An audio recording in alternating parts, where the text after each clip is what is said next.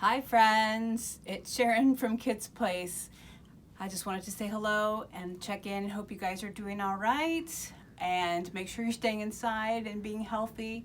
And I also thought you might have some extra time to spare, so I figured I would read you some of my favorite poems by Shel Silverstein.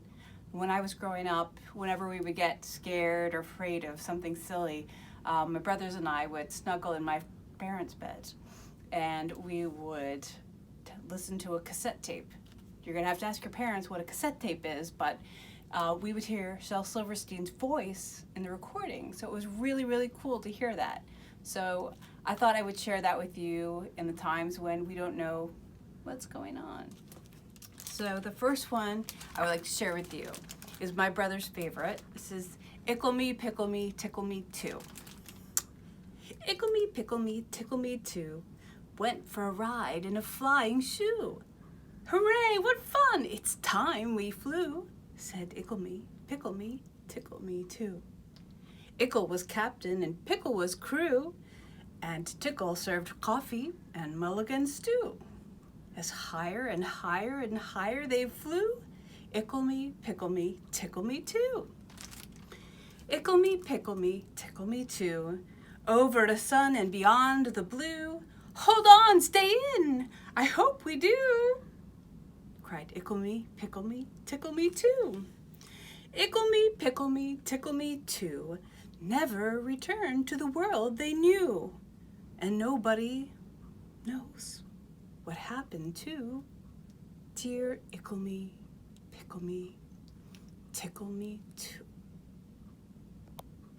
This poem is called Sarah, Cynthia, Sylvia, Stout would not take the garbage out. And I think of my mom always complaining to me when I was a little kid about all the things that I needed to take care of and clean up. And now is your chance. Sarah, Sylvia, Cynthia, Stout would not take the garbage out. She'd scour the pots and scrape the pans, candy the yams and spice the hams, and though her daddy would scream and shout, she simply wouldn't take the garbage out. And so piled up to the ceilings, coffee grounds and potato peelings, brown bananas, rotten peelings, brown bananas, rotten peas, chunks of sour cottage cheese. It filled the can, it covered the floor, it cracked the window, it blocked the door. With bacon rinds and chicken bones, dripping ends of ice cream cones, prune pits, peach bits, orange peel, gloppy glumps of cold oatmeal, pie crusts with withered greens, soggy beans and tangerines, crusts of black-burned buttered toast, gristly bits of beefy roasts. The garbage rolled right down the hall, it raised the roof, it broke the wall. Greasy napkins, cookie crumbs, globby gluey bubble gum, cellophane from green bologna, rubbery blubbery macaroni, ew, peanut butter caked and dry, curdled milk and crusts of pie, ooh, moldy mullins, dried up mustard, eggshells mixed with lemon custard, cold French fries and rancid meat, yellow lumps of cream of wheat, ugh. At last the garbage reached so high it finally touched the sky. All the neighbors moved away and none of her friends would come to play. And finally, Sarah, Sylvia, Cynthia, Stout said, okay, I'll take the garbage out. But then, of course, it was too late. The garbage reached across the state, from New York to the Golden Gate. And there, in garbage, she did hate.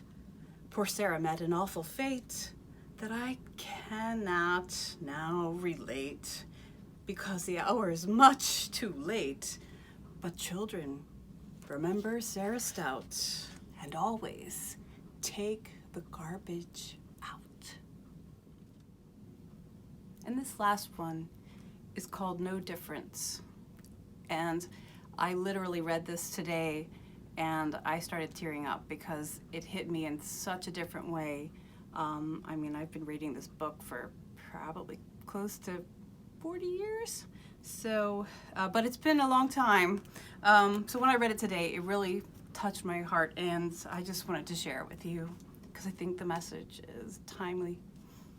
No difference. Small as a peanut, big as a giant. We're all the same size when we turn off the light. Rich as a sultan, poor as a mite. We're all worth the same when we turn off the light. Red, black, orange, yellow, or white. We all look the same when we turn off the light. So maybe the way to make everything right is for God to just reach over and turn off the light.